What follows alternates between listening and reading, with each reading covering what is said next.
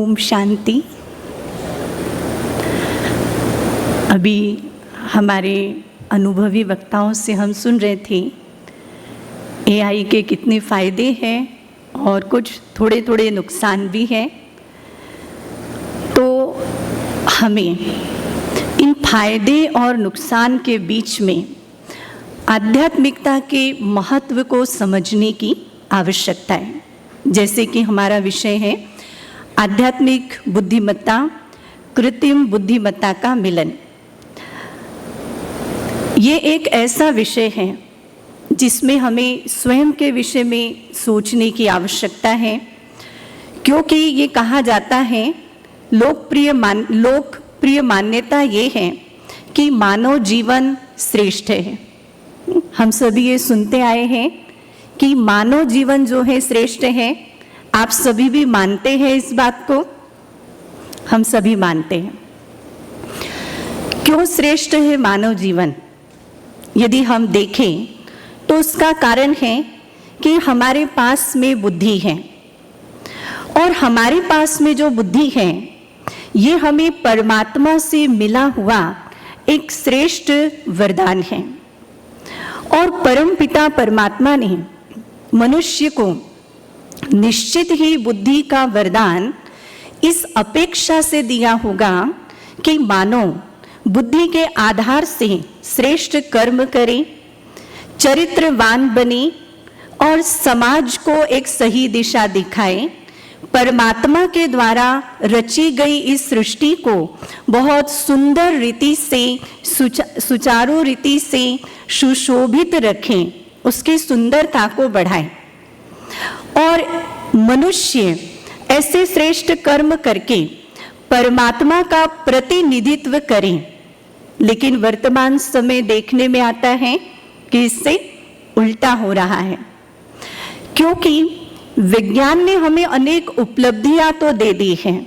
बुद्धि का विकास तो हमारा कहीं ना कहीं बहुत कुछ हो चुका है, लेकिन उसके साथ साथ कहीं ना कहीं हमें नुकसान भी उठाना पड़ रहा है। जैसे देखा जाए तो विज्ञान ने हमें साधन दिए, लेकिन हमारी साधना कहीं ना कहीं खत्म हो गई है। विज्ञान ने हमें आणविक शक्तियां दी हैं, बिजली दी है, लेकिन हमारी आध्यात्मिक रोशनी, आध्यात्मिक चेतना कहीं ना कहीं उसमें कमी आ गई है। विज्ञान ने हम आत्माओं को क्या नहीं दिया?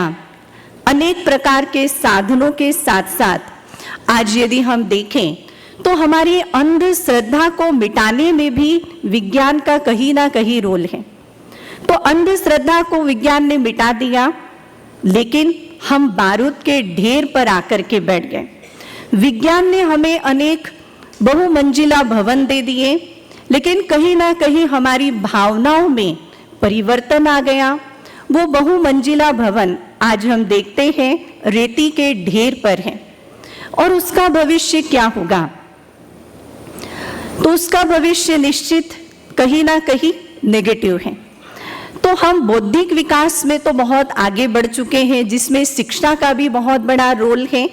शिक्षा ने भी हमें बौद्धिक विकास में बहुत मदद की है, लेकिन शिक्षा हमारी ऐसी हो, उससे हमें फायदा ये होना चाहिए, जो शिक्षा का लक्ष्य है कि मानव को वो मानव बनाए। लेकिन ऐसी शिक्षा जो मानव को मानव बनाने के बजाय यदि वो दानव बनाए तो क्या होगा? कहीं ना कहीं उस शिक्षा में मूल्यों की कमी है। तो परमपिता परमात्मा, जहां हम ईश्वरीय विश्वविद्यालय में बैठे हैं, ये भी एक ईश्वरीय विश्वविद्यालय है। यहाँ पर परमात्मा स्वयं हमें मूल्यों की शिक्षा आकर के देते हैं, और उसी से देखा जाए तो बौद्धिक विकास भी है और आध्यात्मिक विकास भी है। कहने में आता है मूल्यनिष्ठ शिक्षा, लेकिन हमें मूल्य क्या है ये भी जानने की आवश्यकता है। तो एक बार कहते हैं एक राजा ने अपने मंत्री से यही प्रश्न पूछ लिया कि मूल्य क्या है। तो मंत्री बहुत बुद्धिमान था, उसने कहा महाराज समय आने पर मैं आपको इस प्रश्न का निश्चित ही उत्तर दूंगा। और थोड़े समय के अंतराल में ही ऐसा हुआ कि राजा के साथ में मंत्री को नगर भ्रमण करते करते ना थोड़ा चलना पड़ा। जब नगर भ्रमण कर रहे थे मंत्री जी राजा के साथ में, तो बहुत गर्मी थी और उन्होंने पानी मांगा राजा ने मंत्री को। तो ये तो पूर्व तैयारी से गए थे, क्योंकि उन्होंने कहा था कि समय आने पर इस प्रश्न का उत्तर अवश्य देंगे। तो हुआ ये कि जब राजा ने पानी मांगा, तब मंत्री ने सोने के पात्र से पानी निकाल करके दिया। अब आप समझ सकते हैं, सोने का पात्र गर्मी के समय में उसमें जो रखा हुआ पानी वो शीतलता प्रदान तो नहीं कर सकता है। तो जब उनको सोने के पात्र का पानी मिला, तो राजा ने कहा मुझे गर्म पानी नहीं चाहिए, मुझे ठंडा पानी चाहिए।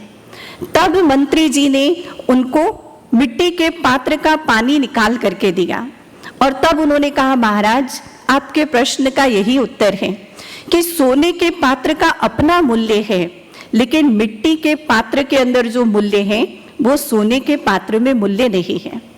यही है आध्यात्मिक बुद्धिमत्ता और कृत्रिम बुद्धिमत्ता का मिलन। तो हम दोनों को अपनाएं अपने जीवन में, क्योंकि दोनों का ही महत्व है। एक को हम कह सकते हैं हमारा हार्ट है, तो दूसरे को हम कह सकते हैं हमारा हृदय है। आध्यात्मिकता हमारा हृदय है, तो बुद्धिमत्ता हमारा हार्ट है।